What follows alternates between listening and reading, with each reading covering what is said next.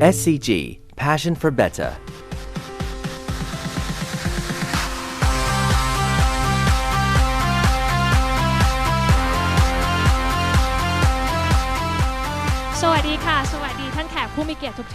Good afternoon, and once again, welcome back to the SD Symposium 2019. And this year, it's very special for the event because it's marked at the 10th anniversary of the global and national collaborations between the government, private, and public sectors, including in the Asian countries, in order to create the sustainability development. And in this afternoon sessions, we have a very interesting session for you to go. And in the breakout 3 sessions, we're gonna present you in the topic of the partnership for circular economy.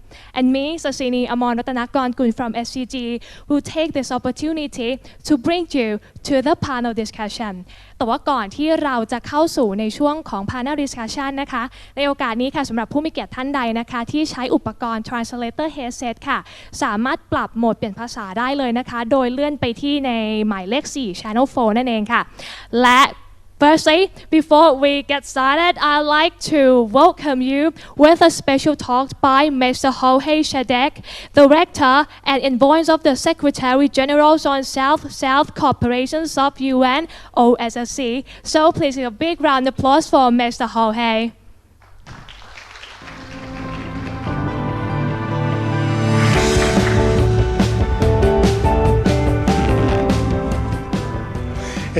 Thank you very much, dear friends, dear panelists. It is for our office a great honor to co-sponsor this event because our mandate is to promote what is called South-South cooperation, which is cooperation among developing countries. And we really need good examples of the implementation of the circular economy in the Global South. When you look at the presentations and you realize the commitments most of the companies of the North are making, it is a result of strong social demands and also the fact that many of their economies are not as dependent as the extraction of commodities that belong to the first phase of the production process as the countries of the South. So for them it is a logical next step in the context of the challenge of global sustainability to adapt the circular economy as their mode of production and also as their mode to relating with society. On the other hand, in the South, sometimes it can be contradictory to the natural role of the southern countries, the traditional role of the southern countries in the global production schemes. The southern countries are producers of those commodities, of those raw materials that are the ones that we are trying to eliminate or reduce significantly in their use through the circular economy. So in a way, it's less urgent, the challenge in the South, and in a way it can be considered even contradictory. At the same time, we have no choice. It's not that the adoption of these patterns of production and consumption is a luxury that societies and companies can afford when we reach a certain level of development. My colleague from UN Environment was telling me only 5% of the plastic in the world is being reprocessed. And probably we'll have similar figures with many of these other raw materials or industrial products. And in the case of the South, we will be literally drowning on this type of residue, or we will be poisoning our water and our atmosphere if our productive systems do not adopt the model of the circular economy. It is particularly important because most of the economic growth, most of the population growth, most of the urban growth of the next 25, 30 years will take place in the South. And that is the reason we are partnering here with SCG. We need more examples of companies of the South that, in the context of a government that is also making efforts to promote this modality, are succeeding not as an element of philanthropy, but they're also incorporating it as a central element of their business model. Companies, after all, are not charities. They have to make a profit to be able to sustain themselves in the marketplace. So therefore, our interest in partnering and also launching the publication that was launched today is to show that it can be a good business proposition in addition to the global imperative that they represent. I want to emphasize that, to finalize by saying that the concept of the circular economy is very good, but in a way, I was discussing it with some people in the last few days, circular economy does not capture the complexity of what we are doing enough. Because circular assumes a two-dimensional approach to the productive process and the relationship of the company with the community. And in reality, if you really want to implement a circular economy beyond the scope of a single company, we really have to talk about multiple loops that interact with each other, and it is impossible to reflect them in a two-dimensional representation. So I was talking to some people that we can talk about the spherical economy, or eventually, or even the atomic economy, like the atom of uranium, that all the loops are interacting together in equilibrium. And the problem is when an electron gets out, maybe we can have an atomic explosion. But the idea is that we have to consider the circular economy, and perhaps as a matter of advocacy. And the reason being that otherwise circular economy seems to be a function only of the work of the company. If we accept this multidimensionality, we realize that the circular economy should include all the stakeholders of a company. They should include the shareholders, the employees, the customers, the suppliers, the communities, and the global marketplace to which they belong. So therefore, I really look forward to the results of this panel and help us really generate a wave of advocacy so the private sector in the global south becomes part of this economy. I will not put a qualifier at the moment, because it's not optional. Our current patterns of production and consumption are not sustainable, and SCG, God bless them, is showing us that it can be done. Thank you very much and good luck in the deliberation. And thank you, Mr. Jorge, for your remarkable speech. And it's about time for the panel discussion on the topic of partnership for circular economy. And it's take the opportunity for our guest speaker to share that global partnership initiative of circular economy.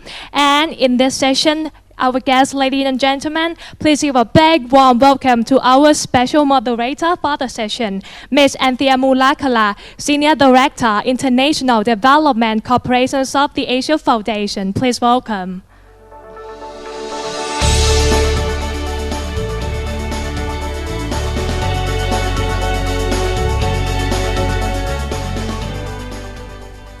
Sound okay? Okay. Welcome to the afternoon session. We had a really exciting morning, and I hope that this session is going to be equally as invigorating as the discussions were this morning. This is a session that's very important because we're going to be talking about diverse partnerships and how to make them work in a circular economy context. Today, this morning, we've been talking about collaboration. This afternoon, we're going to push the limits on that a little bit, go deeper, and talk about partnerships. Partnerships which are value-driven, which are sustainable, but which are also inclusive. All of us are very comfortable working within our own silos, whether these be institutional, some of us come from government, others from the UN network. I work for an NGO. Many people here are from the corporate sector. We're used to working within those silos. We're also used to working within our own socioeconomic silos. Women talking to women, people of privilege talking to other people of privilege. And we really need to try to break out of those. Because if we really want to achieve the SDGs, we want a sustainable circular economy, we need to break out those silos and figure out how do we work together. That's the really challenging part, and that's what we're going to try to talk about this afternoon. Our panel today come from a range of institutional backgrounds, and they are going to present to you inspirational examples of how they've made partnerships work for the circular economy. So I'm going to start and introduce one person at a time, and they're going to come up and give you their very short Ignite presentation. That'll be followed by a panel discussion where we'll have some thought-provoking questions, and then we'll take some interventions and questions from the audience. So first, I'd like to introduce Mr. Doulaye Kone, who is from the Bill and Melinda Gates Foundation. Doulaye?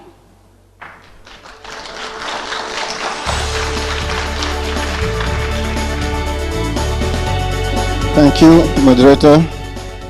Good afternoon. Hope everyone had a good lunch. The time is running here. Okay, now it's for me.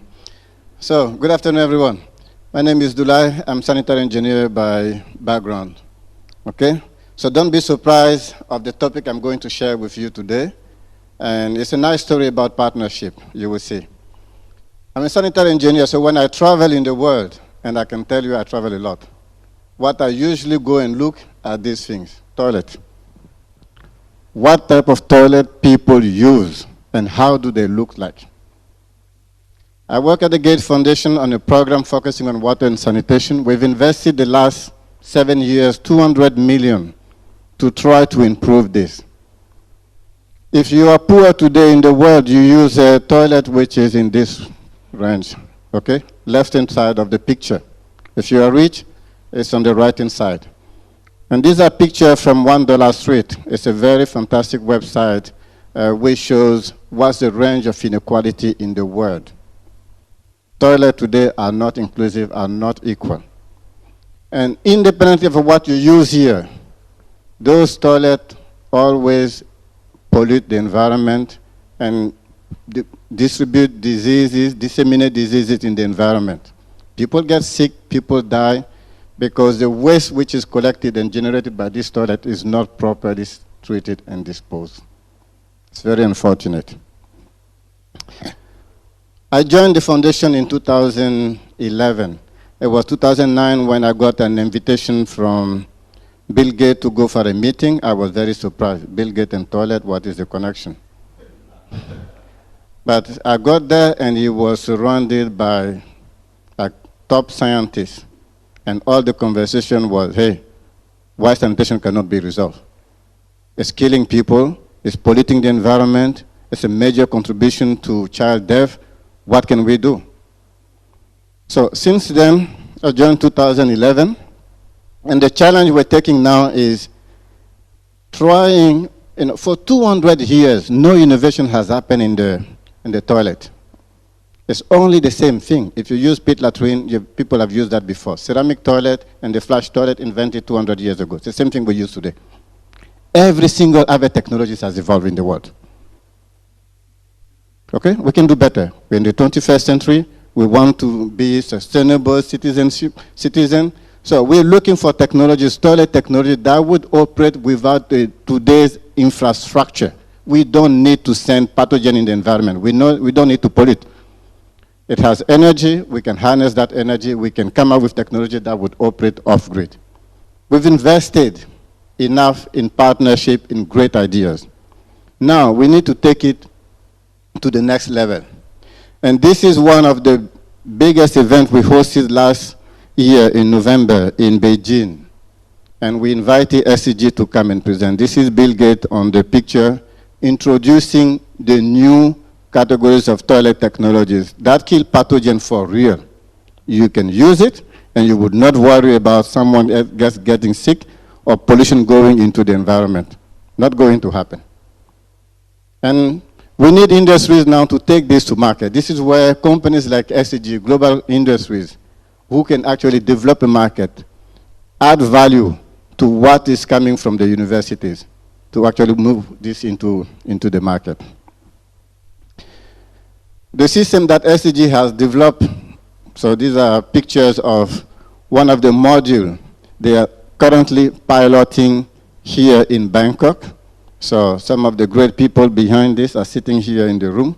So if you have a lot of questions, I will point you to them, okay? So it's not my technology. So this is a partnership where we come together. It's 100%, this case is 100% Thai innovation. We founded a university here in Thailand, AIT, the Asian Institute of Technology, to do initial R&D. As a philanthropy organization, our role is to reduce risk for others. We believe this is a new industry that would grow. So we put in resources, financial resources, to do the difficult things that government and companies cannot do. Finding the bright scientists, the great ideas, doing the hard work in the lab, bringing that in front of the industry so that they can feel comfortable, they can build a product out of that. Once we are there, then we can go into extending that partnership to make this a reality for everyone. So that's the story I wanted to share with you today. Thank you so much.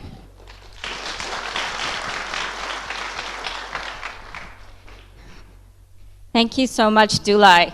Really taking toilets to the next level for all of us. Our next speaker is Ms. Kakuko, and she's from the United Nations Environment Program. There are detailed bios on the fancy app that we were all given, so I'd encourage you to go to the apps to read the bios of each of our speakers.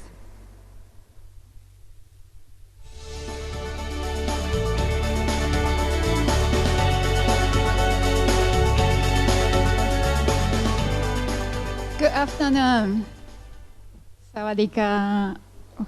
Well, that's all Thai. Thank you. Kopanka. Now I have used up only 2 Thai sentences that I can pronounce, Kopanka and Sawadika.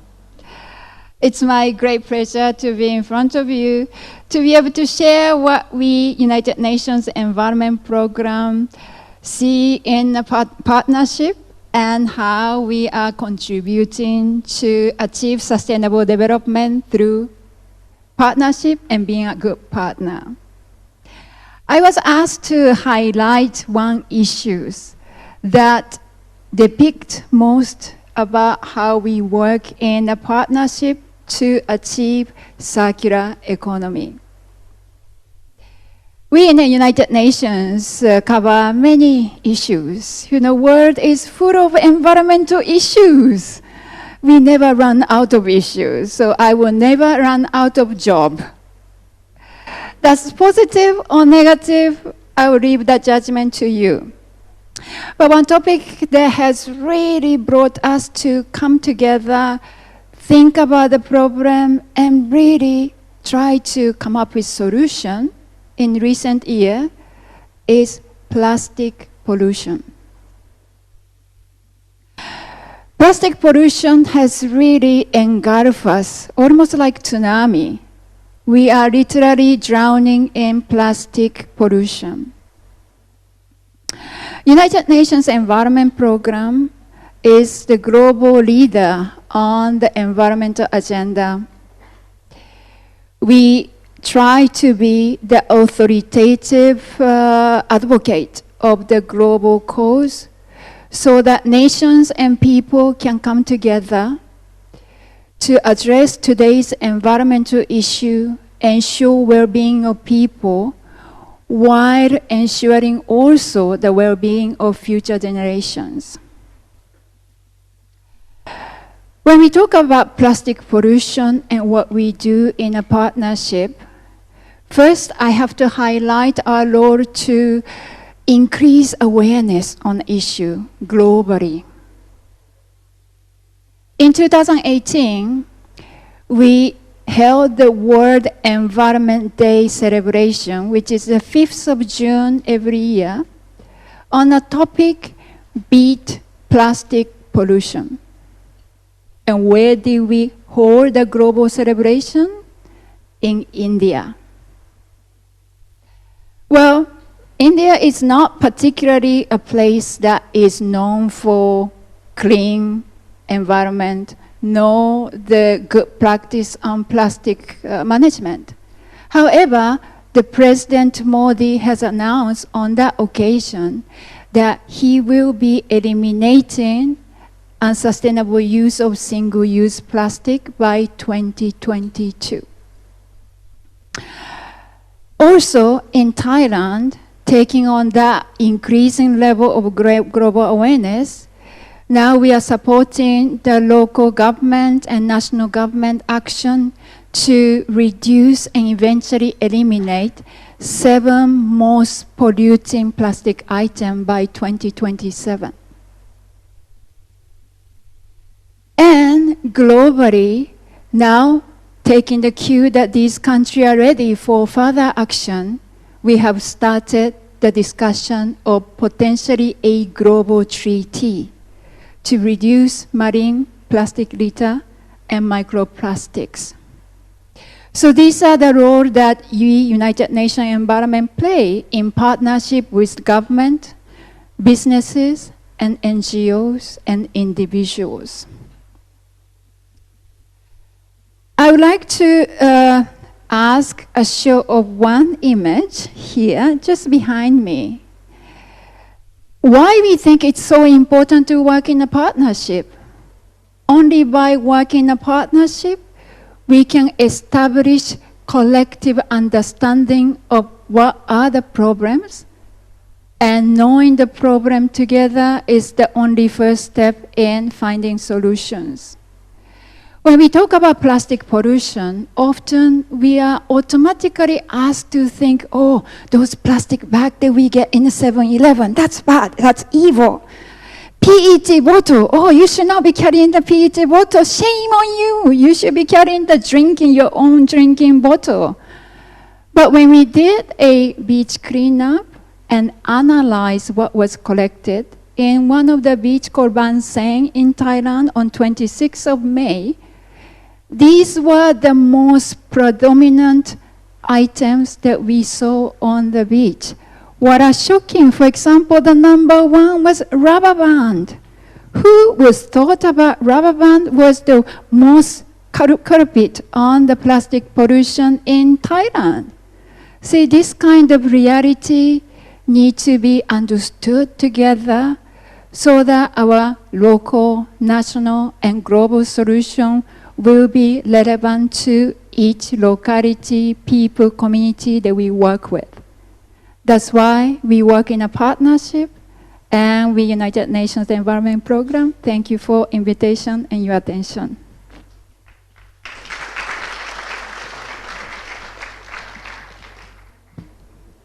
Thank you, Kokuko. That last visual was particularly gripping. I think we all realize that we can be so obsessed with cotton buds or plastic bottles that we forget about the diversity of types of pollutants that we find in our environment.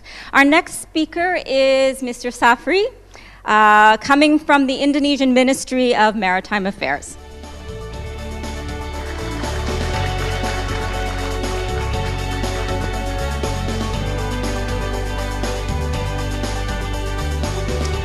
Thank you. Good afternoon for all. It's a pleasure for us, for me especially, to join this special symposium.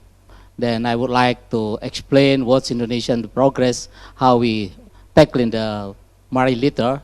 As you know, it's become not just the Indonesian problem, but it's the world problem. Since the scientists from America say Indonesia one of the polluter country for the marine litter, it's like it was shock us, and then we move as quick as possible, and the government make a damn task force, and we also establish our national plan of action. At least we have 5 strategies how to tackle this the marine litter.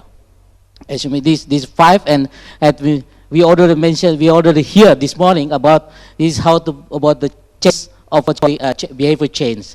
Now we have 5 national movement to increase awareness, especially to behavior change, waste management, prevention, and of course funding mechanism.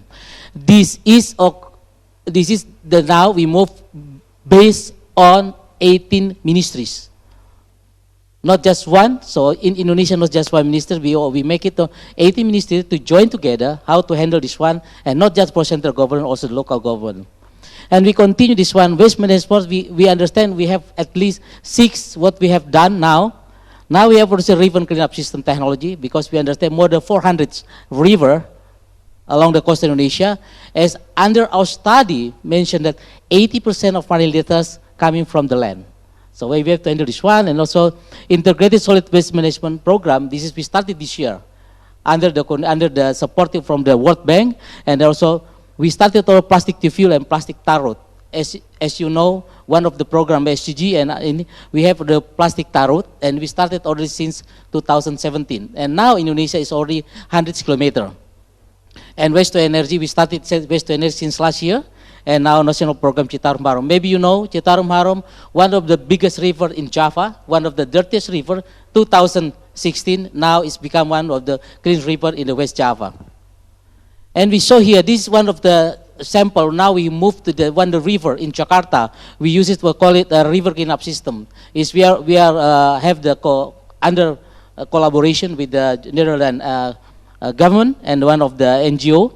This is how we make it waste sources, river cleanup. And when we use this one, the plastic from this river, they use by Danone Aqua. It's a part of the how we do together. And the organic one, organized by the minister, we call it the District of the Environment Office, but for the plastic one, the non-organic one, they handled by the Danone. And this is a part of partnership. And we can show another thing. This is a plastic tarot. We have at least program is already since 2017, and he's been applied for several hundred. And you can see here now it's moved for all in the Indonesian area. As you know, Indonesia is one of the biggest archipelago country. That is not easy, but we try to do this. And if you see here also the recycle industry. Indonesia encouraged the growth of recycle industry. Indonesia maybe per capita is still not so big if compared like Thailand and Singapore per capita for how we use the plastic. But anyway, in Indonesia, the government now, how to reduce the number of the single-use plastic. We have at least single-use plastic is some regency, at least more than 20 now, is already, what's called it, is already a statement that they would not the ban, but to make a limitation of the plastic, especially single-use plastic. This is the way, because in Indonesia, when you go to the final dumping area, most in final dumping area, you can find what you call it, the single-use plastic.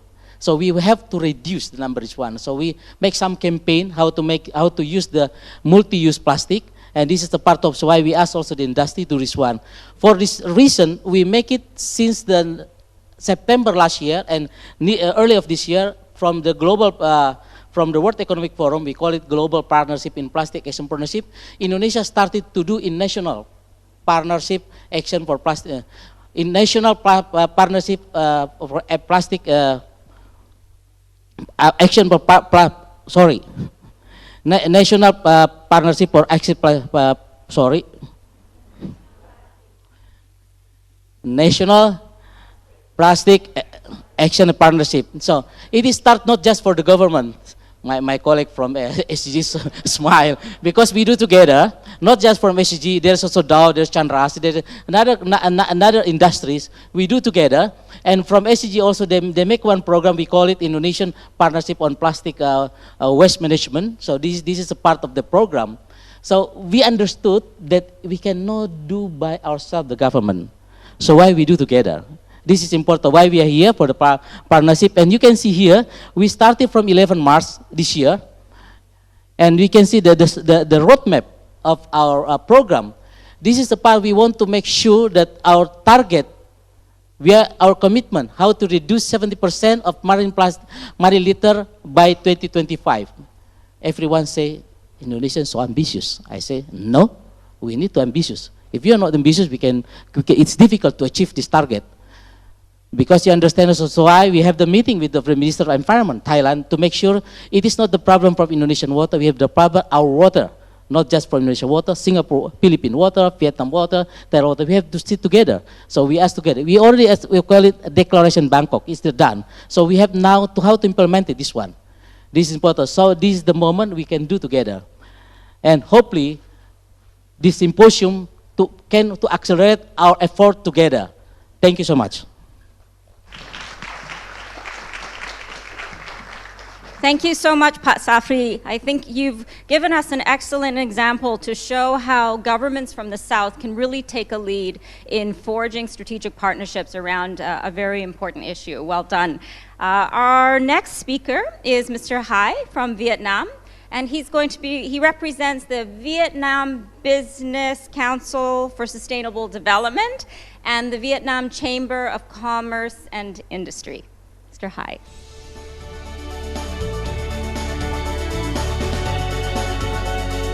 Good afternoon, everyone, and thank you, organizer, for inviting me here today. And today, I'm invited to talk about a partnership for the circular economy. And I think let me talk a bit about my organization. Why I talk about my organization? Because my organization is the most dynamic partnership organization in Vietnam. We are called the Vietnam Business Council for Sustainable Development in Vietnam. That is this business-led organization.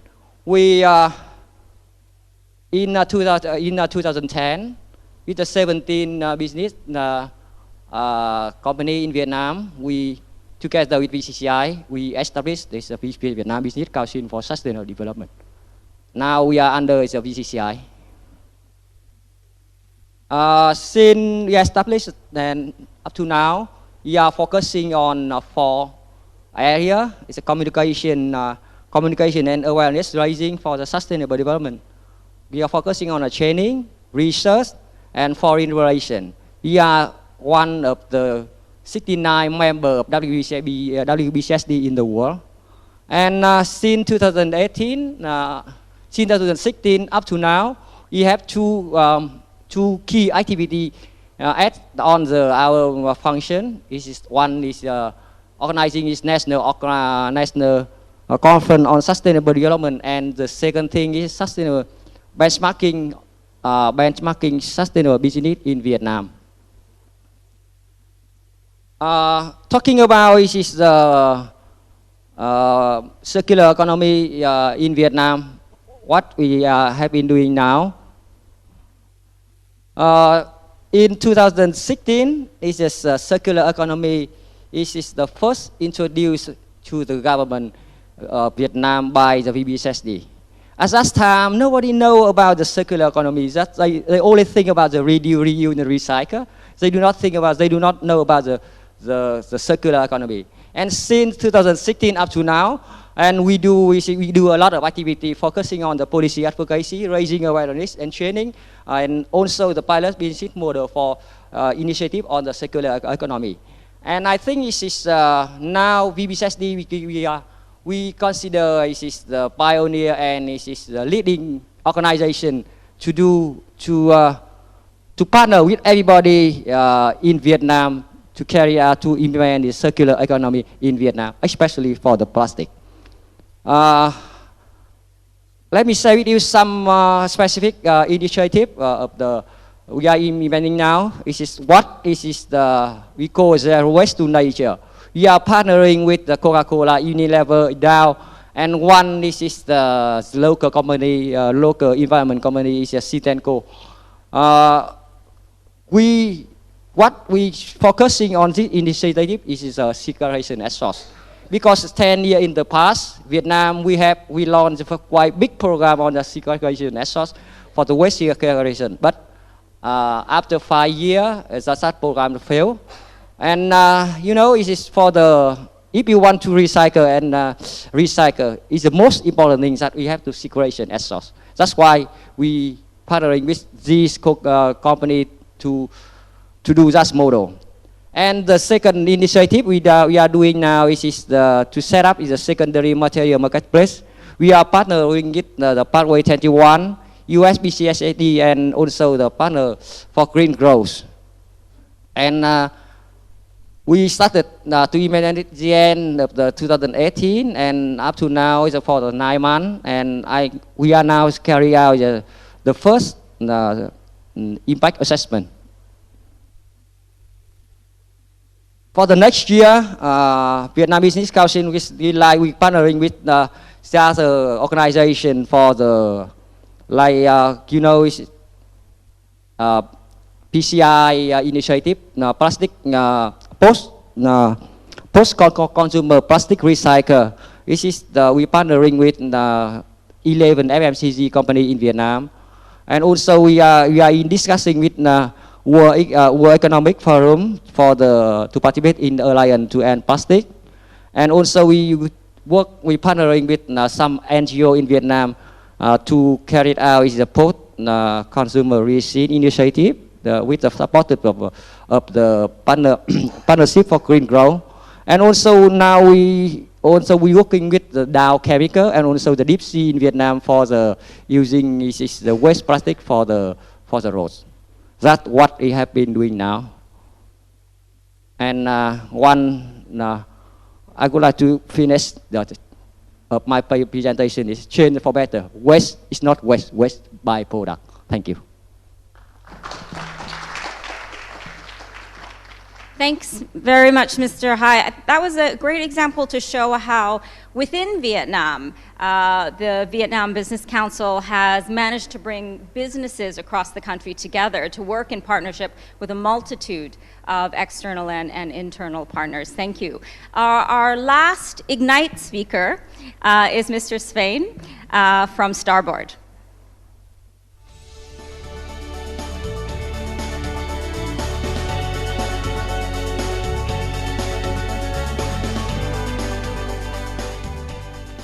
So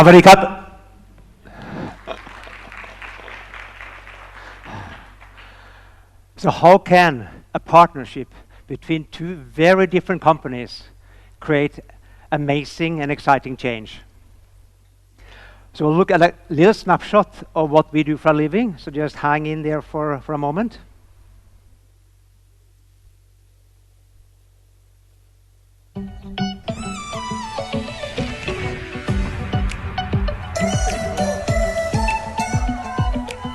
You can paddle for play, or you can paddle with a purpose.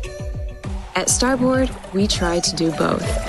Winning races, catching waves, or saving the planet, every paddle stroke means something. Starboard's 2019 range is not only the best in the world, we're also leading the way to be better for the world. When you step onto a Starboard, you're stepping onto an eco-reincarnation. Using industry-changing materials, we have significantly lowered both the carbon and plastic footprints of our boards, yet enhancing their performance. We like to challenge the conventional while proving the potential. You can feel the difference when paddling a Starboard, whether you surf, race or cruise, explore, meditate, or fly. There's a board for everyone, everywhere, and every size. And with 25 years of innovation quality, we don't just talk about the tiki life, we live it. Paddling brings us closer to the oceans, the rivers, and the lakes that cover our planet. And the closer we get, the more we realize it's time for a change. Less pollution, less waste, less damage to the environment. Let's jump in together and paddle towards a brighter future.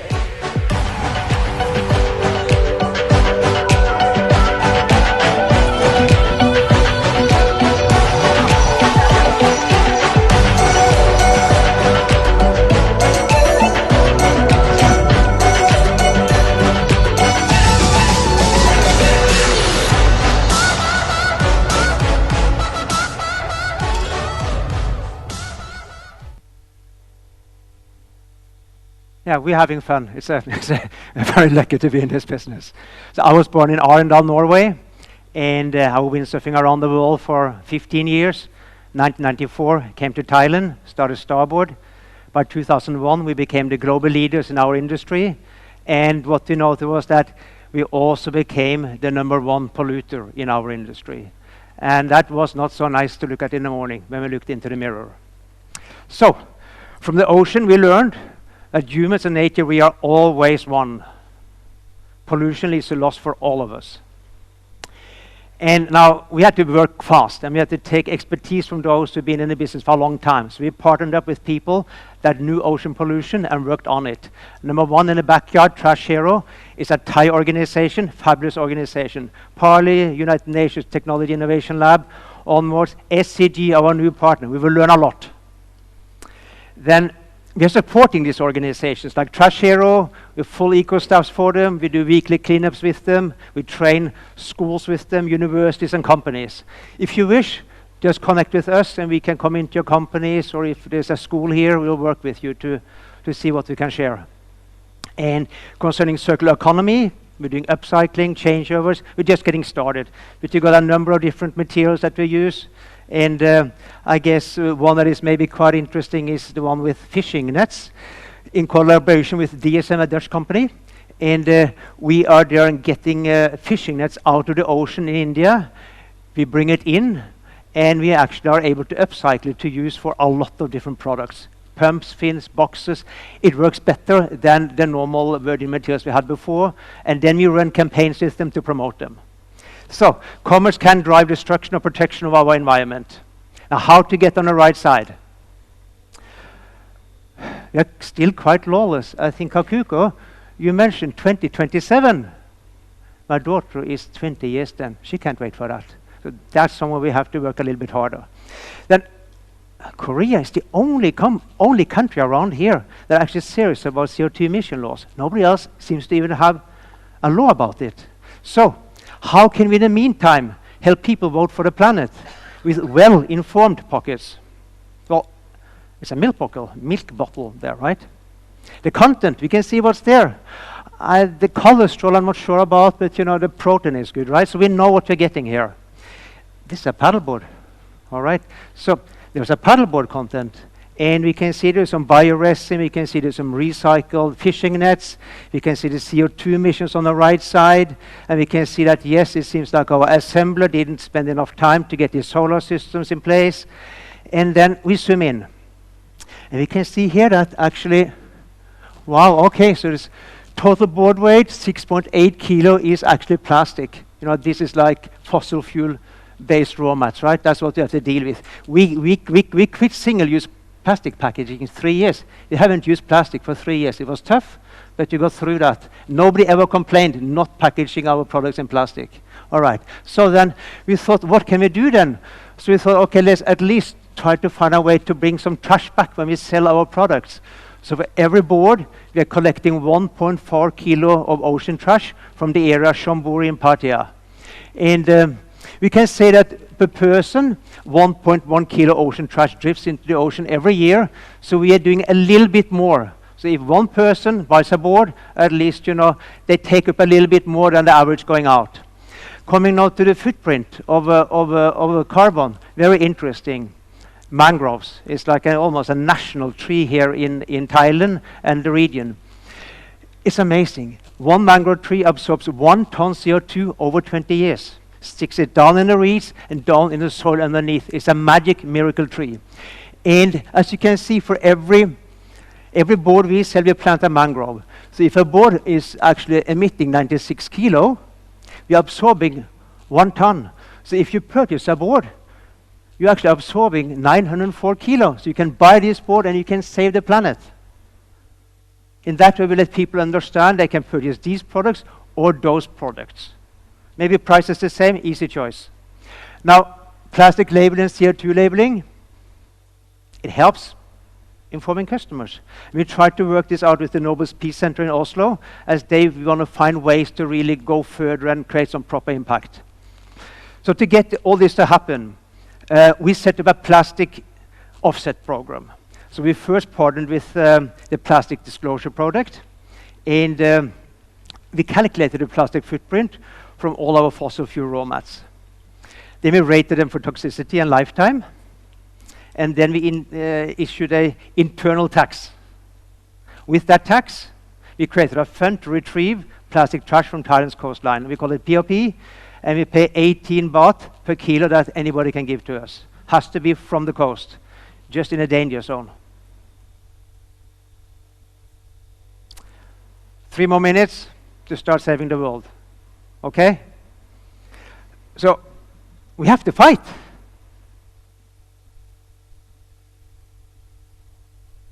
$2,100.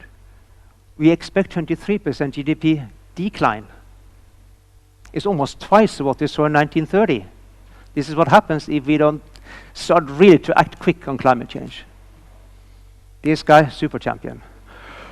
What we learned, solar was a good start. It was very inexpensive, great for us. Then we planted these trees, these 350,000 mangrove trees. And we found out by doing this, and we're doing it every year now, we are like 10 times climate positive. And we see that the most efficient way to drive down absorb all the CO2 from the top here is to plant. We have to replant the world. It's the only way for us, really. The mechanics, the machinery won't do it. We have to plant. All right, and particularly when places are on fire, we have to at least plant as much as we can. We're on a boat all together. So this is a good program we've been working on for 5 years. And the capacity of this 1 billion tree project actually is, I'm Norwegian, so is Tina over here. We can actually absorb the total annual carbon emission of Norway through this project, or even, I think, double the annual CO2 emission of SCG. I mean, there are solutions right here. It's wonderful. So look at Apple. They started it last year. Down in Colombia, they're supporting 27,000 acres. And you can say what they're saying. It's rare for Apple to say, but you're telling other companies to copy us. Of course. The cost. What is the cost on this, It's like, is the CFO here? Yeah, no. So for us, it's 0.2% of revenue.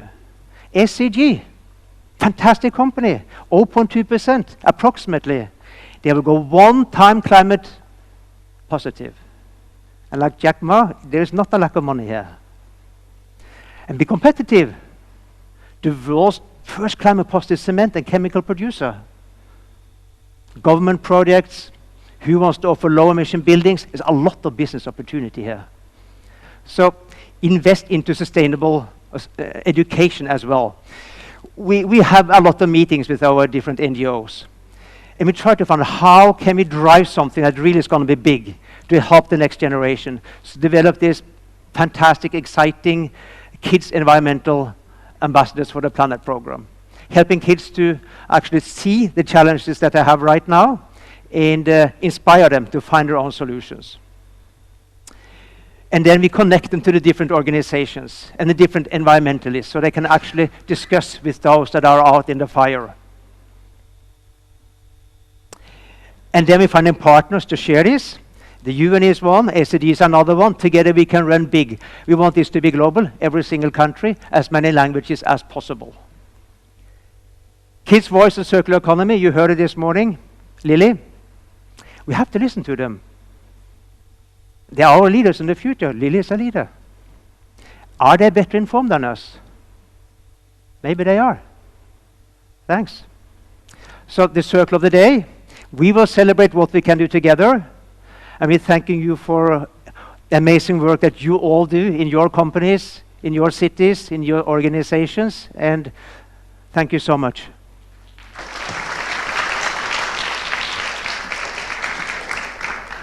Thanks very much, Svein. I was particularly gripped by the fact that you really pushed companies to go a little bit further and challenge them to be more responsible. Also, I think you've also showed us through the Starboard experience that you can have responsible fun, and I think it's appealing to the youth factor. When I talked about inclusion earlier, how do we reach out to young people? And Starboard clearly is a youthful company, has a youthful market, but it's really embedded responsibility into the ethos of its products as well. We're setting up now for our panel discussion. We're going to be joined by the 5 speakers that just presented, but we're also going to be joined by Denis Nkala, who is also from the UN Office of South-South Cooperation. South-South Cooperation, yes, and he is the regional representative for the Asia Pacific. So I'd like to invite our speakers to come up to the dais, and we'll begin our discussion.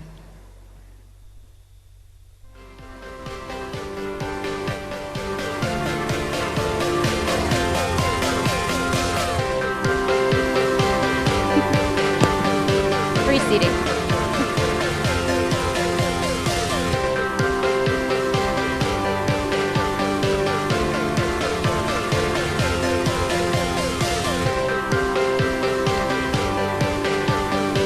think we can see that from all the presentations we've had so far, the diversity of partnerships. And you can see some were very broad, so across government, across private sector, with NGOs, and then you can see how others were very deep. And in this session, we want to probe a little bit deeper. As I said, we want to go beyond collaboration. Collaboration is incredibly important. Sometimes it can be a one-off type of collaboration. You can collaborate with someone on a particular project. Partnerships are much deeper. And I think if we want to achieve a sustainable circular economy, we really have to think of long-term partnerships. And those, like a good marriage, for example, are very difficult and challenging to sustain. So partnership implies meaningful ways of working.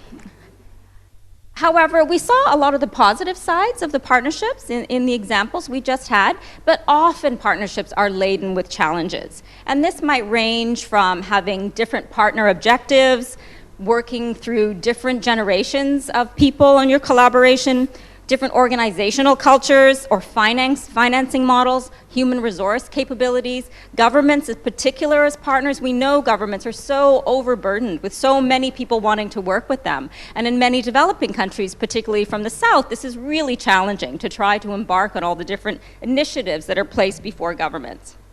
So clearly your organizations and institutions have made partnerships work for the circular economy. The first question I'd like to direct to you is around how did you make these partnerships work? What were some of the challenges that you faced and how did you overcome these? And as a result, what kind of recommendations can you make for others in the room who might be wanting to engage in a partnership but is really facing some of these challenges head on? Who would like to open with this question? Any volunteers? Dennis? Thank you. Since I haven't spoken, I thought I would take the first question. In 1955, a number of countries got together in Indonesia on what was called the Bandung Conference. And through this conference, we came up with what are called South-South cooperation principles. These principles have since been reiterated in 1978 in Buenos Aires, and more recently in a lot of other meetings. I mention this because among these principles, there are in particular two very special principles.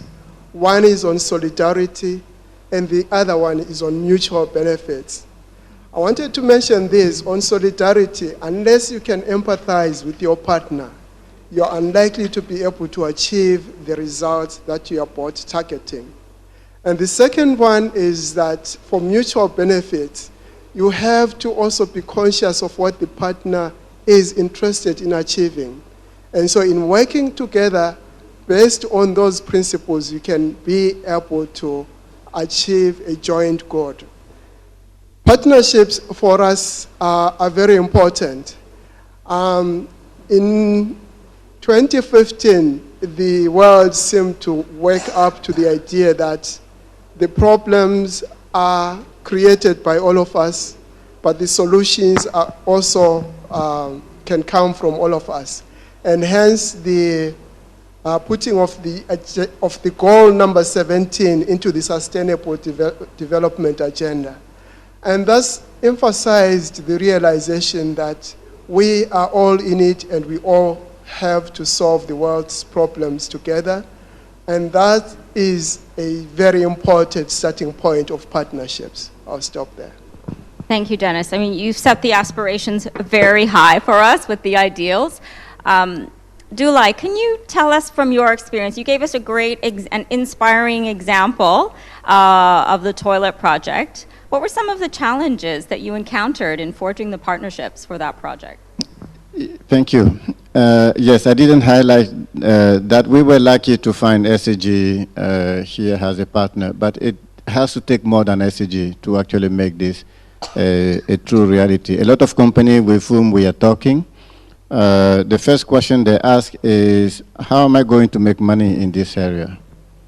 And the question is very relevant because we are trying, so I said the market is 4.5 billion people who need new sanitation solution. And these are mainly people who you would say live at the bottom of the economic pyramid. And a lot of companies don't have a very good understanding of what are the business models to introduce product innovation in this market. So, and this is one of the biggest challenges in our sector. So if there's ways for industry partners to share the experience, to share business model, and how you can actually go to this market and be financially successful, that would be very attractive. So we try to forge our program, our project to set up demonstration where we can actually help building those innovative business model as well. Thanks. Thank you. Yeah, sure, Satri, please give us your input on this. Just to let you know, Indonesia, when we started to manage how about the solid waste management problem, finally the conclusion said we lack of the money, funding. And the government now put 1.2 billion US dollar for 5 years. But based on the World Bank study, we need at least 5 billion US dollar. It means it's not enough if for the regular, which means the normal budget. So since the World Economic Forum launching the what's called global partnership on plastic action partnership, and then we started to do in Indonesia, and we asked also the private sector. This year we start from private sector. We understood that it's not enough from the government budget, so we asked also from the private sector to do together how to handle tackling the marine litter. And of course, it is not enough when we just do it, and then we ask also the communities. The communities now, almost Indonesia is almost 8,000 communities in the environment. So we are side by side to do, and of course, thank you for some company here to join this program. We have some pilot project in the big city, in the medium city, and in the rural. This is a part of, so this model, we can implement it when we get the result this year, because we have at least 500 local government. So when we got this result, then we can use, based on this one, we will do this the best solution for this type of the city. We have also some progress with the systemic. One of the Norway supporting, and we do together. And one of the area, we call it the fisherman village It was the one of the dirtiest, it's become of the cleanest. In 40,000 villages joined. But we need about almost 1-2 years to change their behavior. I want to let you know that to do this one is not just a couple of days. We just started last year. We announced that we want to make some commitment for 7 years until by 2025. So of course, we need also support for all of us, including the private sector, to do together in Indonesia and in this region. Thank you. Thanks so much.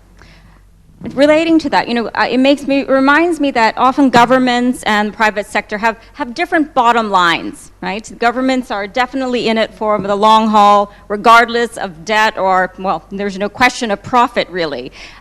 Svein, from your perspective, coming from the private sector, you mentioned, there's a lot of loss. You have to take a hard look at the beginning. And I also wanted to talk to you a little bit about youth. How do you engage a partnership with youth? How do you attract youth that are very free-minded and maybe not necessarily thinking about these long-term sustainable issues that'll impact their future? How do you engage them in partnership?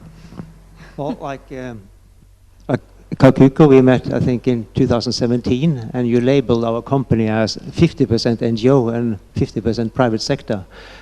That is fun because you take the side of both and you see how are you here? I mean, you have an ability to do something, so why not partner up with somebody that is really doing something for a cause they believe in without actually getting paid for it?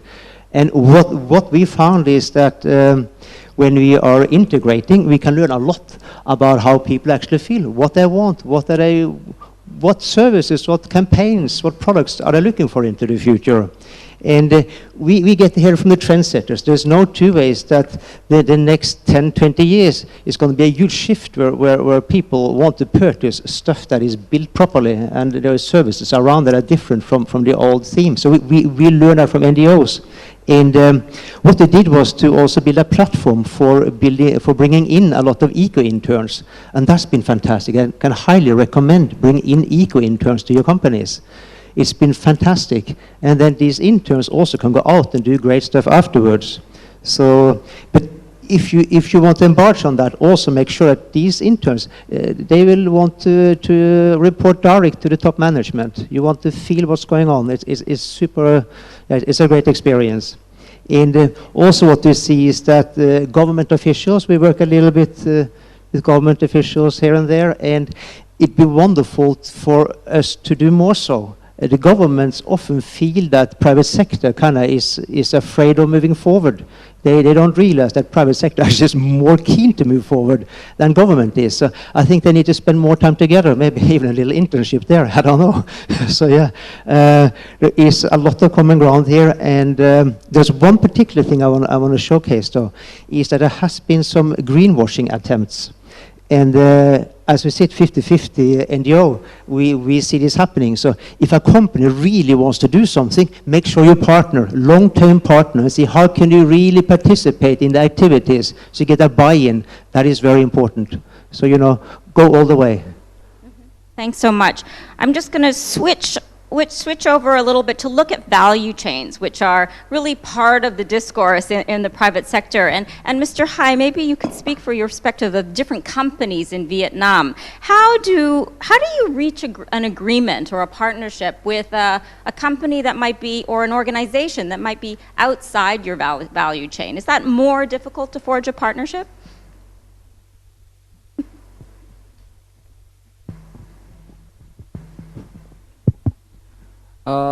It is I come from the very special organization. We are the business-led organization, but we are the supporting organization, and we are like the hub to connect all the business for the initiative. That's why for me, for organization like me, we do not have difficulties on mobilizing people or the partnership with the people, or to get the people partnership in each other. But this is the difficulties we face it, that how to harmonize, how to harmonize the interesting of the differences, the different partnership and different interesting. That's the difficulties we face. Like for example, we when we run this is the Zero Waste to Nature initiative last year. You know, this is participate in our initiative. We have the 4 company. We have the 3 company: Coca-Cola, Dow Chemical, and Unilever. They have 3 companies. They have 3 different interested because they have the different production. And we are like this coordination hub. You have to harmonize all everybody, and for one objective, how to segregation as source properly. That is the way to harmonize the different partners. That we have to commit ourselves on the same objective and deliver that objective. Thanks. Yeah. Doulaye, can you comment on that as well? Maybe not even necessarily regard to the toilet project, but others when you're working with partners outside of the traditional value chain for a product. Yes. So I wanted to give maybe give an example of the toilet, and maybe I can give other example. I agree with the defining the same objective together. What we did in the program that we are running is, before we even get any product out of the door, before there was any industry partner engaged, we started defining an international standard. So we brought together whoever we felt like could be a key stakeholder in making this solution a reality. Because if we had waited too late, it would be a very difficult conversation. We designed a new ISO standard 30500 way before any industry engaged. You had manufacturer, you had the great scientists, you had NGOs, you had government party, you had standard bodies, civil society, everyone for 3 years meeting regularly to discuss what is an off-grid toilet, what is a safe toilet, what is a performance target. And that's not a definition that the Gates Foundation is bringing forward. That's an international understanding of the common goal. Once this is done, I agree with Mr. Hai, it set the goals for everyone.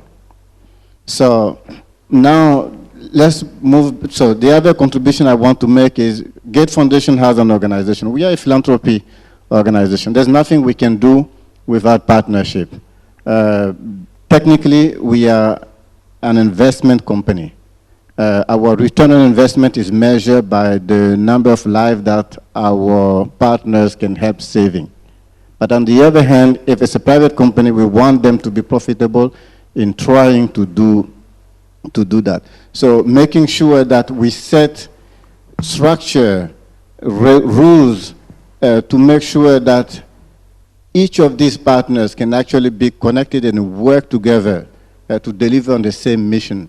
This has been like an ongoing work at the Gates Foundation. We try to be better at it. We try to learn from others as well. Definitely. Yeah. From your example, you can see that these partnerships don't happen organically. They really do require investment, and they require time, and they require a lot of skill. Yeah. So we can't take it for granted, like the success you've had. It's really relied on a lot of hard work. Yeah. Beyond meeting like this, you have to invest resources. It can be time, it can be your voice, it can be the finance, it can be the energy you have. But just don't sit and expect that, okay, someone else is going to do something. So, and it's not a side job. When we work and we work with partners, it's not like I have my day job and then this is another work. No, it is budgeted in my time. Yeah. Okay. Yeah, very good point to hit home.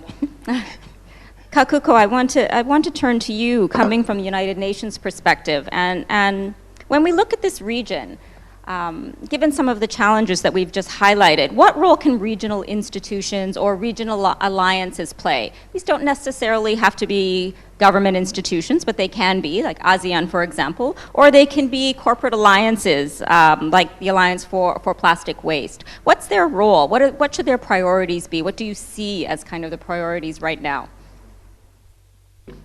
So for regional level, I think the one entity or the partnership that work best, in my opinion, are those that are handling issues or proposing way to address the matters that cannot be addressed in a single country.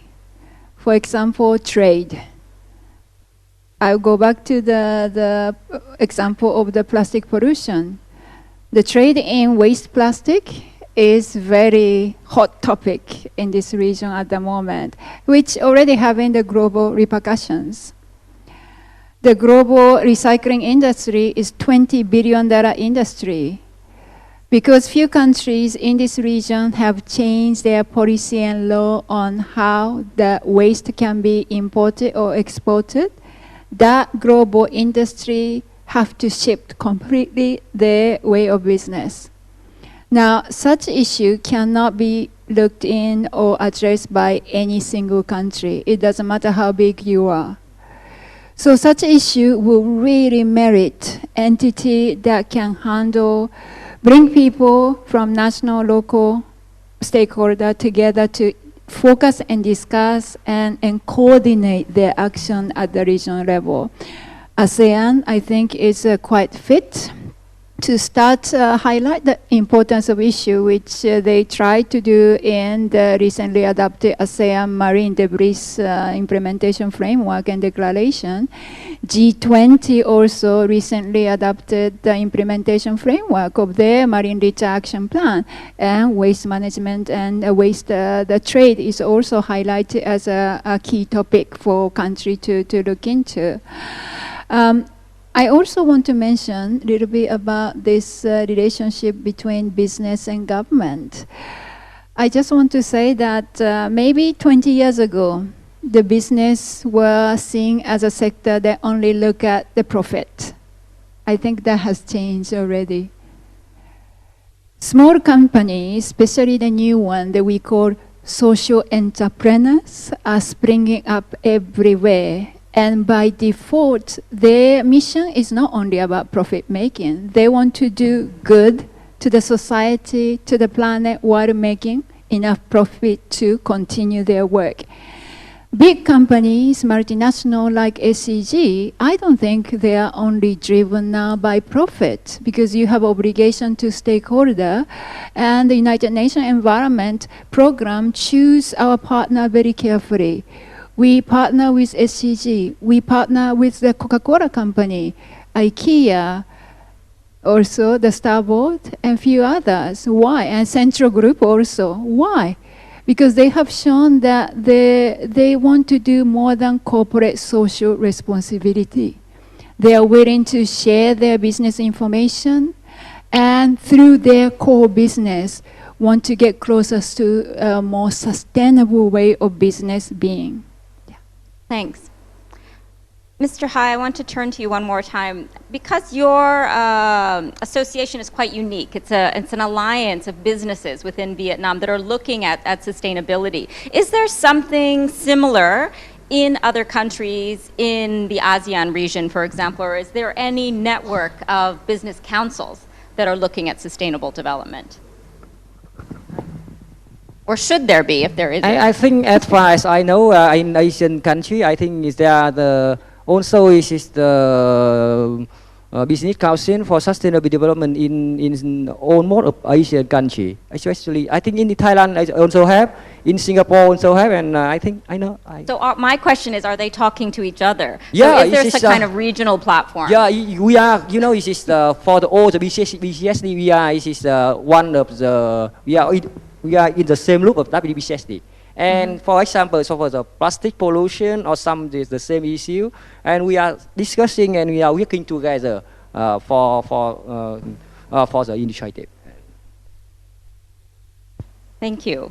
So I'm going to turn to my next question.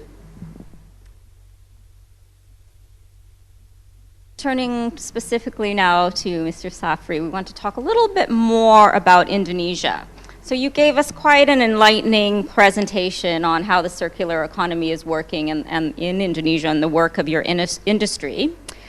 There's a lot of people here today and in the conference who might be interested in Indonesia, to invest in Indonesia and to invest sustainably in Indonesia. So what kind of partnerships are you looking for, and what are the entry points? If someone wants to come and invest in Indonesia in the circular economy, where do they go? What do they do? What should be the first steps? We start for the one sample, what the Danone do now. They use the what's called 100% recycled bottle. When they use the 100% recycled bottle, they need more bottle waste from bottle plastic from the other. The problem in Indonesia, because the Indonesia spread, the area is too big, and then the problem when you transport it from the area is far from the industry of plastic, factory, the cost is a little bit high. So the government give some subsidies. For the plastic bottle waste, they can bring with some subsidies for the areas from eastern part to go to the center, to go to the industrial plastic. It's one of the subsidies. This is the part how we can recollect again the plastic bottle use from the other area.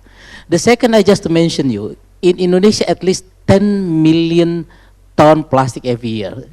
And based on the data, it's just about 30% in unmanageable. It means it's opportunity for the potential for locality to do this circular economy. And we started for, let's say example from Tokyo, how many waste to energy they build. At least for one city like that, at least they have at least 7 incinerator for waste to energy. Indonesia, Jakarta, it produce about almost 8,000 ton per day, just started from one waste to energy. It means at least Jakarta need at least 3 or 4. We don't thinking about the other cities in Indonesia. We already now the president decree how to accelerate this potential activity for circular economy, how to produce the electricity by the waste. But other way, there are some company also to offer, because so many plastic, they can use the plastic for the fuel, not just for energy. And other thing also, for the low cost or low price of the plastic, we are also now started with the public work, the Minister of Public Work, to use for the plastic tarot. What the CSG also did it in what's called in Thai. And this is the same thing, because we started 2017, is already 100 kilometers. We just started. The problem now, how we offer to the company, not of course to the locals. If you have possibility, they call it mining plastic. In the dumping area, they can mining the plastic to collect the plastic and to reuse again, become one of maybe for the fuel or other purpose.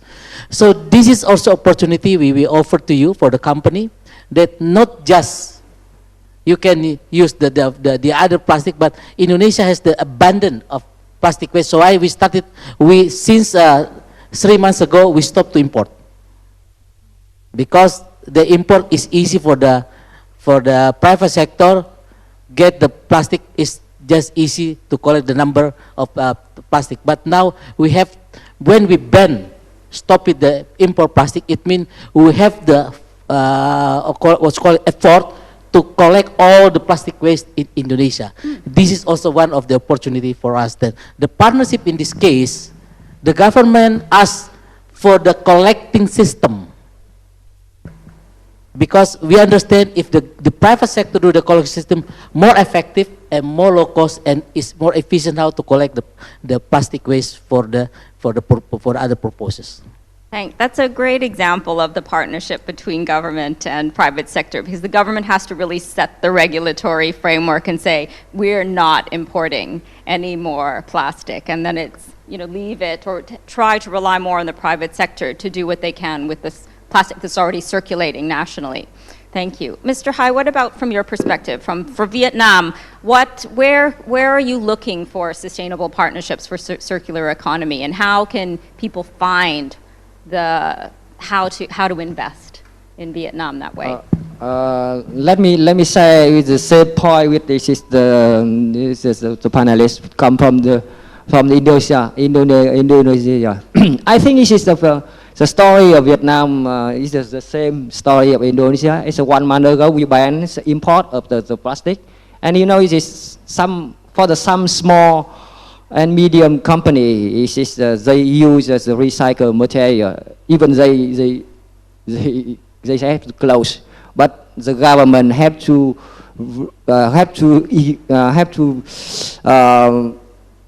regulate very strictly on the import of the plastic waste. And and I think it is in Vietnam.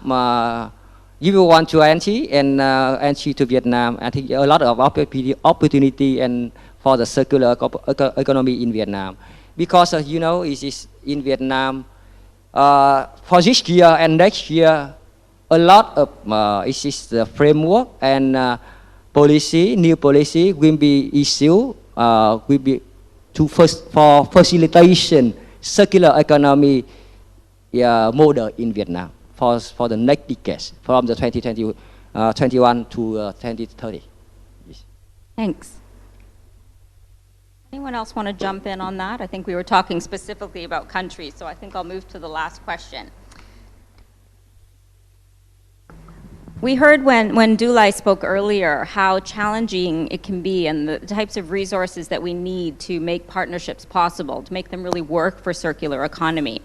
So my last question to the panel is, what kind of infrastructure is needed to help possible circular economy partners find each other?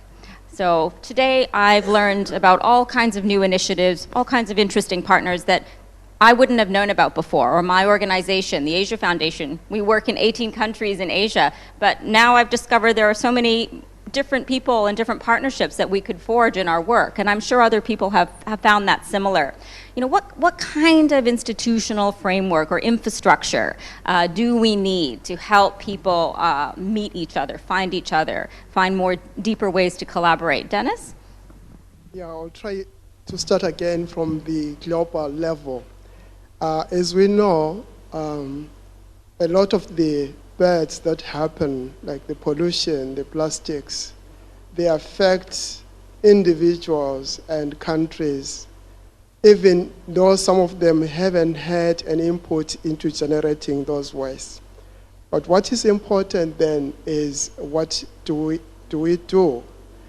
And I'm trying at a point where we look at a place like the small island states of the Pacific, for example, where they have serious concerns about climate change, about the gathering of plastics in their oceans, depleting their main means of livelihoods, which is ocean resources.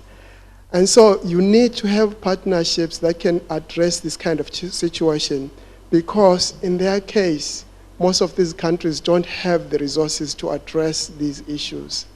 And so you have to be able to work with a multiplicity of partners, starting from the policy level, the advocacy by the governments of the member states themselves, but maybe proactive action by the regional institutions that are operating in that area.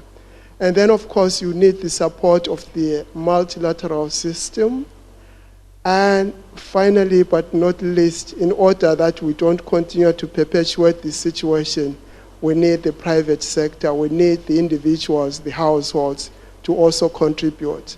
So resources that are required come in all shapes and forms in terms of the policies we put together, the frameworks that we put together, the restraints that we put in terms of use of resources, and also putting those resources as we do to bring people together to discuss these issues and come up with some answers. Thanks, Denis. Kakuko, what is UNEP doing to try to build some of this architecture that's needed to bring diverse partners? Denis raises such an important point about income disparity amongst people, but also between countries. It's very difficult for many countries to find the resources to work on a circular economy. How is UNEP helping to build that infrastructure?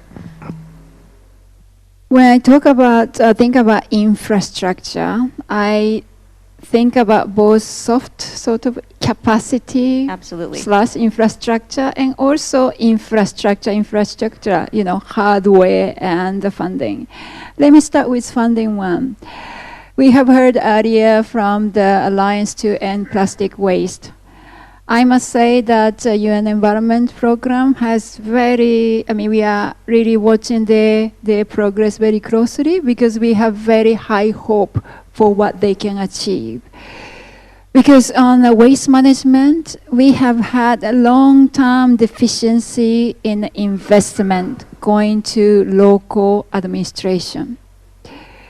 In an ideal world, the local government, with support from national government, should be able to fund a sustainable waste collection, segregation, and disposal system.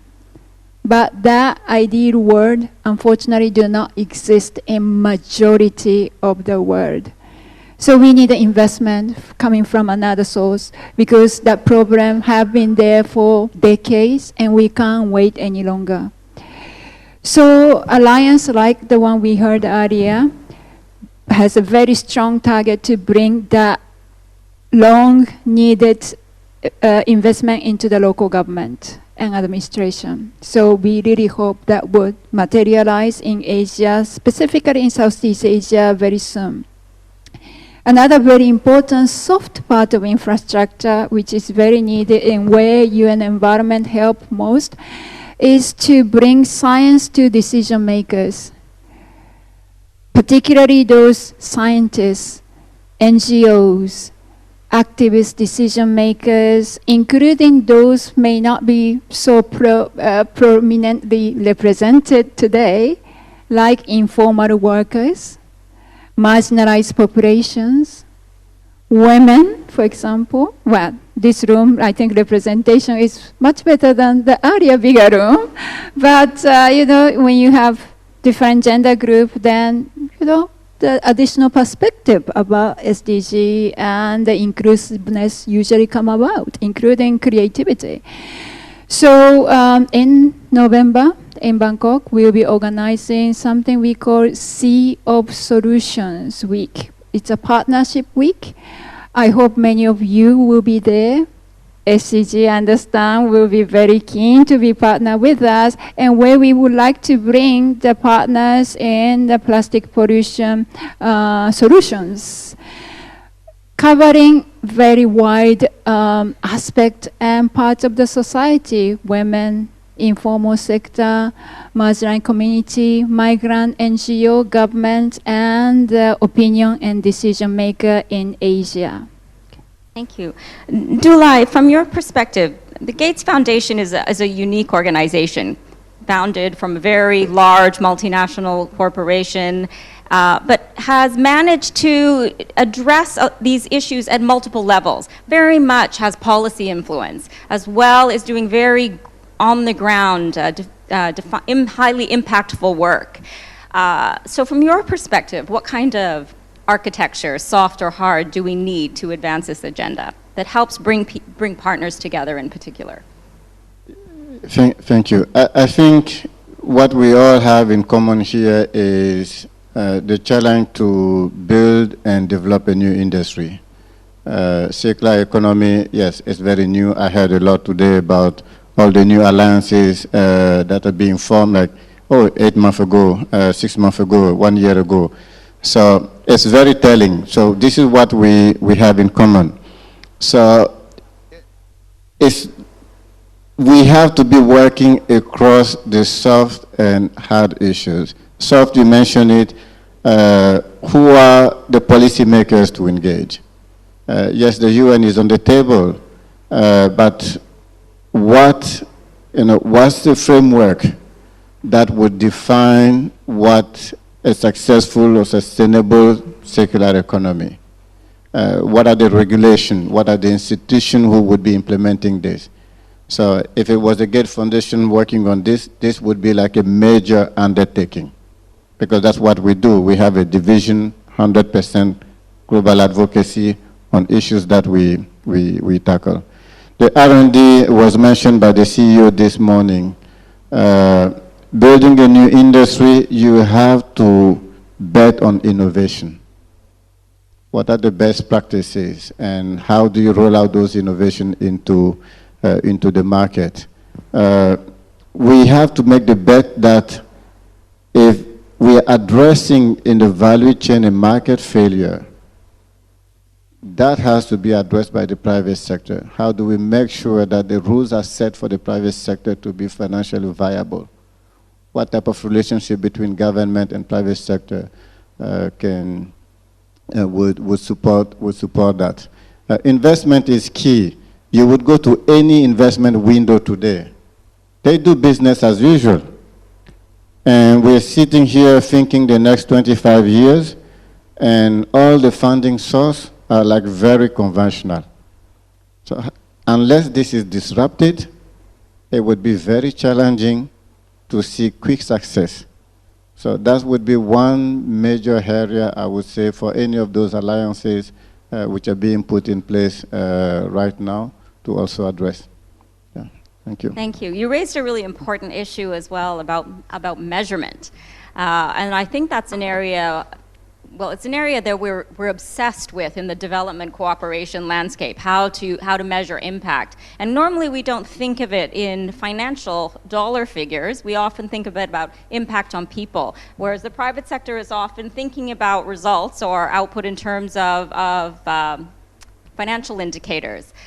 So here's an area, I think, where collaborative partnerships become quite important. How to measure social impact is an area that the private sector can learn a lot from those of us that have been struggling for years in civil society or the development sector. Thank you very much. We're right on time. I really appreciate all the answers and the insights we've had from our panel, and they have a lot more to offer.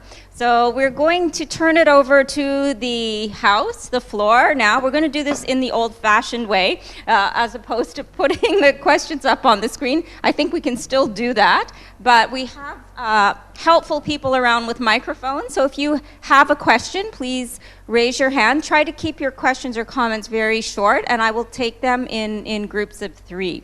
We have a few minutes for questions. Anyone? Okay, so there's one, the gentleman with the hat. I'll take 2. Is there another question somewhere? 2, the gentleman in front, and then one more somewhere. Someone raise your hand. Anyone? Not yet. Okay. So, 3 over here. Okay, so number 1, please, sir. Thank you for the panel.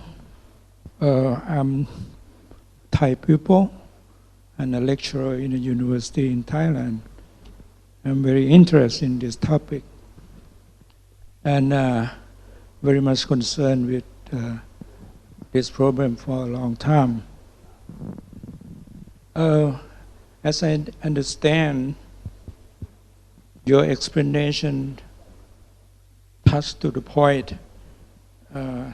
That's the problem of the developing countries, so much more than those in the developed countries. But to my understanding,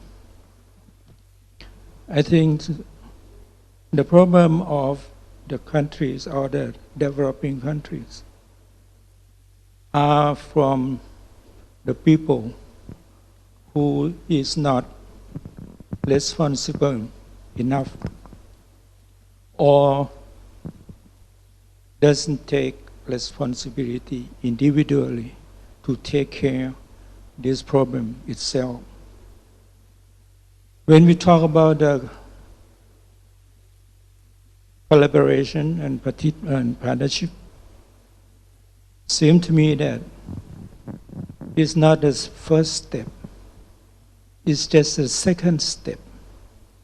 The first step is how can we convince the people in the community to take care of these problems themselves first. Otherwise, there will be no ways to eliminate this problem. And the secondly is, I just wonder that the developing countries always a part of the supply chain of the products that we produce for the developed countries, for the final products. Why those developed countries that take the primary products from the developing countries didn't do anything? didn't do anything to help solve the problem of the developing countries. They already gone to the better society. But the people in the struggle in the developing countries still struggle to survival. Particularly right now, we are on the state of the recession. Economic recession is coming in the near future. This is a big problem we have to be confronted with. I'd like to address this question to some of you who represent United Nations and some other organizations. What can we do? Thank you. Thank you for your question. Sir, over here. We'll take the 3 questions and then I'll turn to the panel. Please go ahead. All right. Good afternoon. Thank you, the panel, for a great discussion so far. I work with Unilever, and we're already working with some of you on some of the initiatives we talked about today. One of the challenges we see to be a truly circular economy in practice is the lack of infrastructure in terms of segregation and collection, especially to the gentleman from Indonesia and from Vietnam. Based on the experiences you've had so far, what are the 1 or 2 steps that we need to practically take as both government and private enterprise to speed up the segregation and collection infrastructure, without which we can't really have a circular economy? Thank you. Thanks for that very practical question. The 3rd question was here.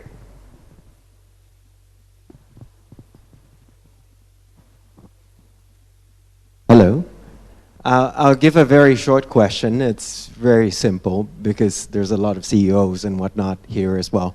So out of all your experiences with collaborating, just a practical example of how to convince with your objectives, how to set those KPIs or any impact measures that you think could convince the CEOs into, looking more into this, such as, SCG.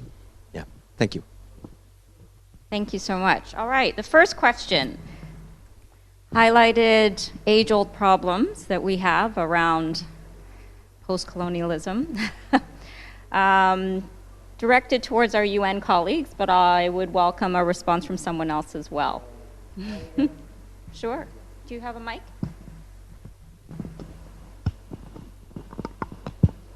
I am sorry, I didn't hear very clearly about your question, but this is the one I hear very clearly about your statement, that this is the very important thing that you say, that if we should mobilize the support from the community. Yes, this is a very important thing. Let me say with you that this is the story in Vietnam, that, and also I've been responsible for the college in the level as well, for the infrastructure for circular economy.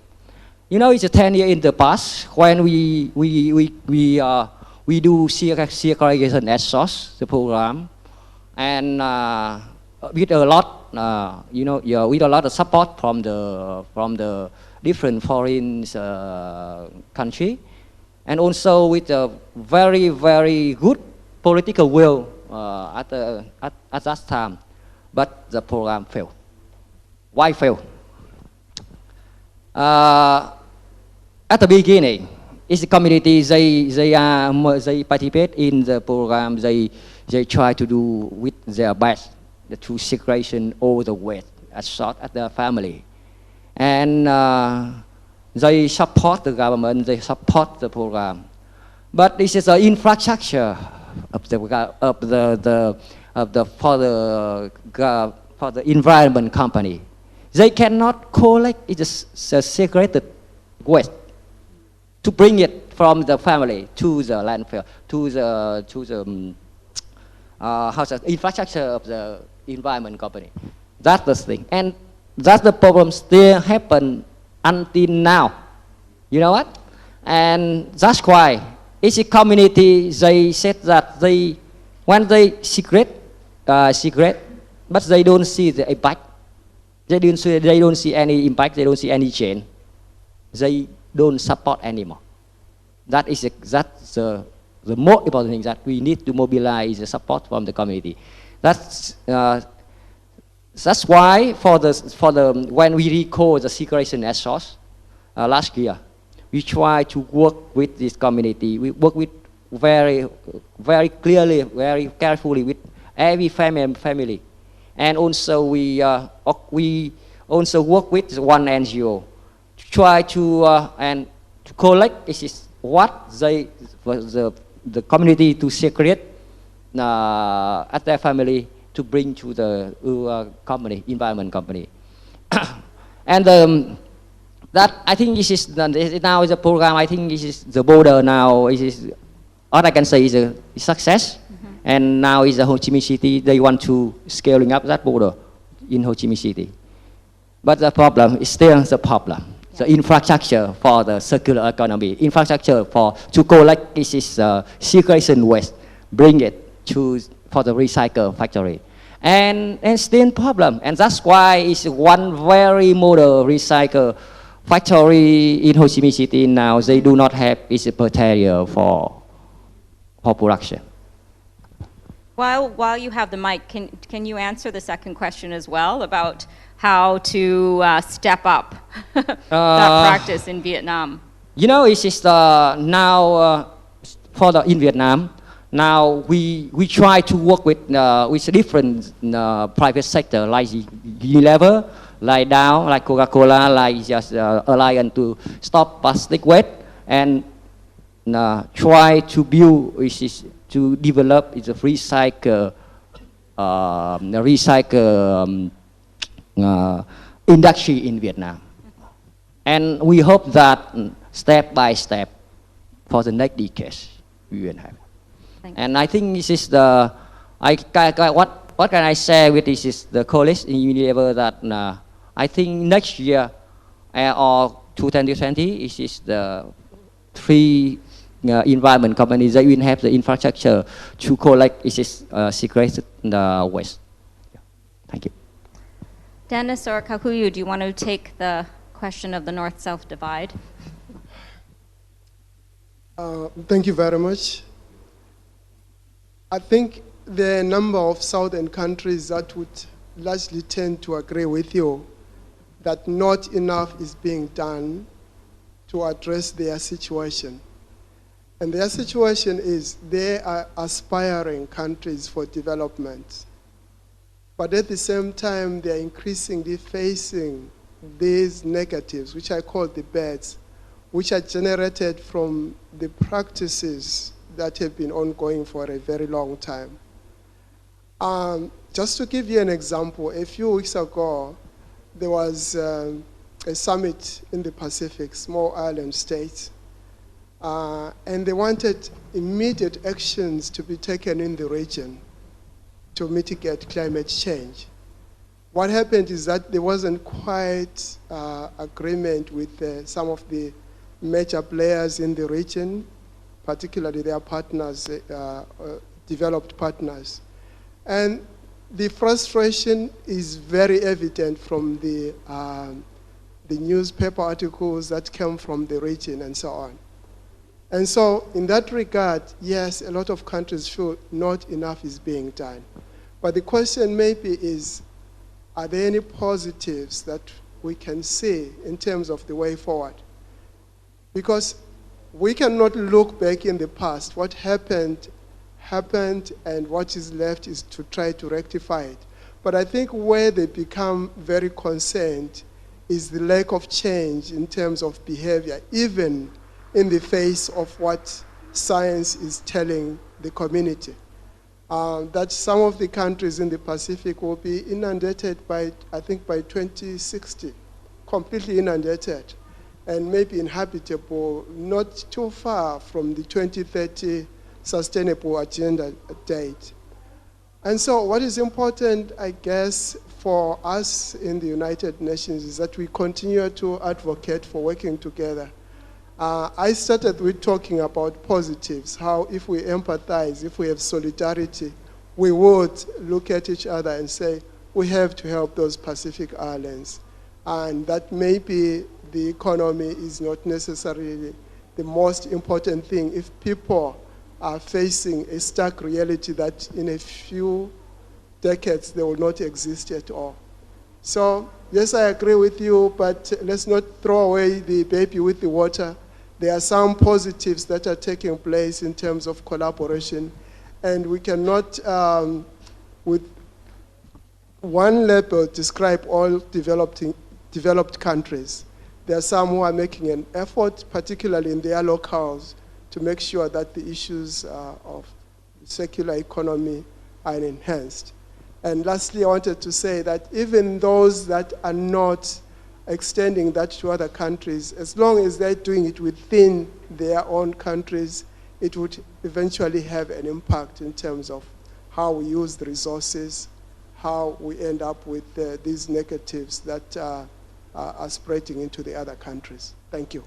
Thank you. I want to turn to the last question, which is a very important one around KPIs. And Svein, I'm going to come to you first. So KPIs can be the bane of our existence. You know, they're really, really challenging. And this is something that is differentiated across sectoral groups or institutional groups. How can we make KPIs manageable for circular economy and attractive for the private sector? We need to find a way where we can share the KPIs with our customers and with other companies. That is very important. It's about a little bit of competition and see how that becomes a drive. And KPIs can be around so many things. And as we focused on today, it was like, how can we drive down our plastic consumption? How can we do things around it? How can we drive down CO2 emissions? How can we showcase that? How can that become competitive? And this is quite simple, actually. So I think we can achieve that as soon as this system starts to be known around the world, that this is a new standard that should be as simple as what's on the content of the back of a milk bottle. So that just to bring it out there, that these things are coming. And then the first companies to start to bring their KPIs in front of the audience, they are clearly the leaders. And you know, pioneering is a pretty big prize. Mm-hmm. Does anyone else like to comment on that question? Yeah, Doulaye? I think this is a question, maybe an opportunity for the alliances that are being formed. So I worked for the water utilities before, and one of my job was benchmarking. You do the benchmarking because you want to use actually best practices and promote this among the members. So there are many alliances being formed here. This is an opportunity to actually use that and benchmark industries against each other and set references. Like I said before, all this is part of building new industries, so it's an opportunity. We can learn from each other. Yeah. Thank you. Thank you. Any last comment? Yeah, Satri or Kakuko, go ahead. Yes, on the KPI, what I would like to ask the big multinationals and other companies alike that are doing so well with the setting up KPI benchmarking and monitoring KPI, I really would like them to share their know-how with the other company who are yet to come to the stage in terms of, you know, what they need to do with KPI. There are many companies still in Thailand that never done sustainability reporting or included environmental performance in their corporate reporting. If the big company like SCG and the well-experienced company Starboard could reach out to more of those companies who are yet to come to this thinking and the business running, it will be very, very helpful for many. You may think that you are helping your business competitor, but overall, I think your sector doing better sustainably will benefit all of us. Thanks. Yeah. Sabri, do you have a last special comment? for Unilever because they have some program with Indonesia. So like the last program is what to call it, they give for the Dropbox. But if you see Unilever, one of the biggest producer of the plastic consumable in Indonesia. So we ask also from the Unilever, please you produce the foam of your product is easy to recollect.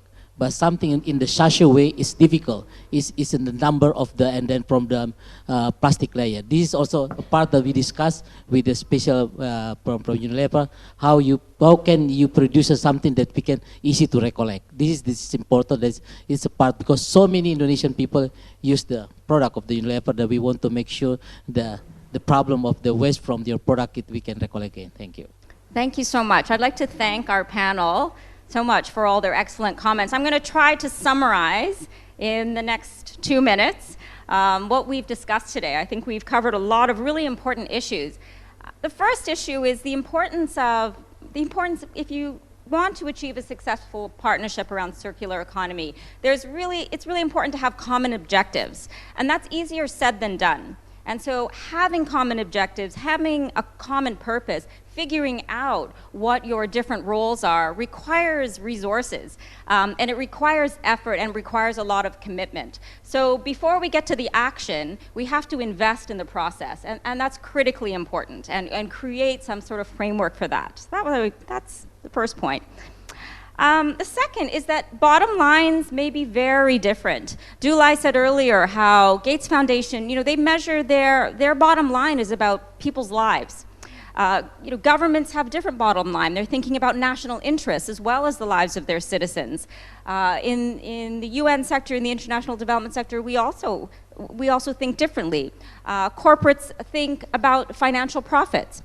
But what we are seeing, and I think we see this today in the discussion, that the bottom lines are really converging. And it's in that converging space where we see opportunity to work together more.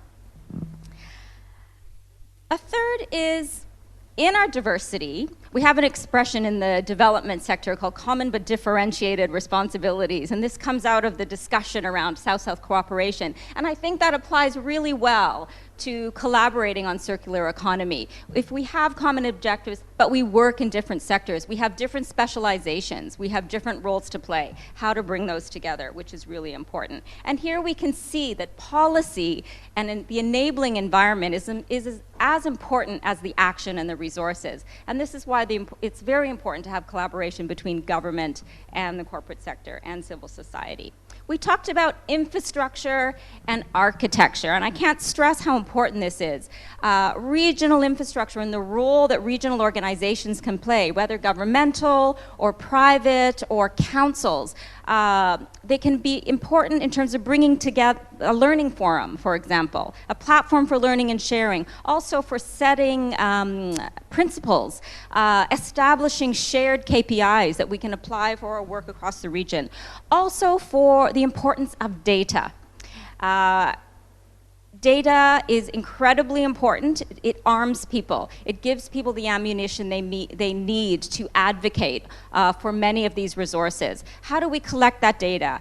Who has the resources to collect that data, particularly disaggregated data? We need to know more about the needs of the poor, women, and we heard from Mr. Hai, communities are critically important. So often we don't have data from communities, and if you don't understand what the community's needs are, when you're designing some of these projects, it can fail, as we heard. So how do we collect that data, how do we invest in it, and how do we pass it on to the people that are trying to do this amazing work? And the last point, I think, that came out in the end, is that we need to look for solutions that are not only technically sound, but that are also politically possible. Politics often gets in the way. Solutions are never just technical. We're talking about a lot of technical issues when we talk about circular economy, but we really have to bear in mind the politics, both the big P politics and the small p politics, because that can really make or break the success. I'd like to thank you all for joining us today in this discussion, for your good questions. I'm sorry we didn't have time for more. And please join me in a round of applause to thank our exceptional panelists.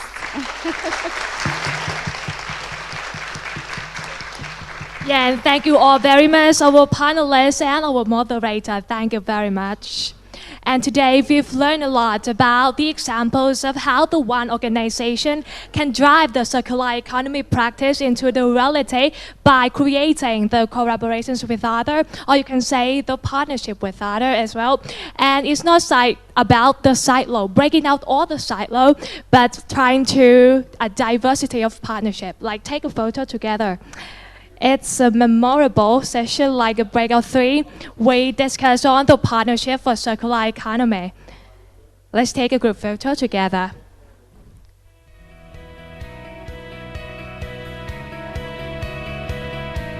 And now thank you all for coming. And now after this, it's time for the break.